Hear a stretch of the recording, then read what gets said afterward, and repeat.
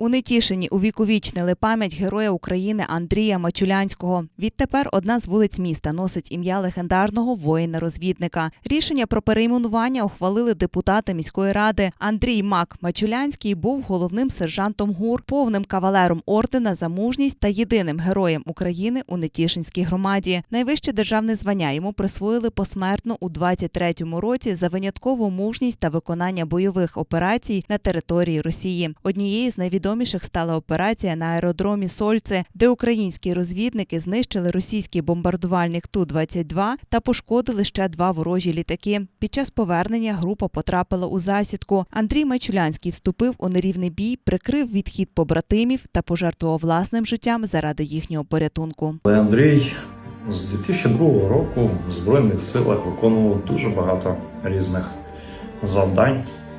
І з 14-го так само боронив нашу країну, загинув геройською смертю, прикриваючи своїх хлопців.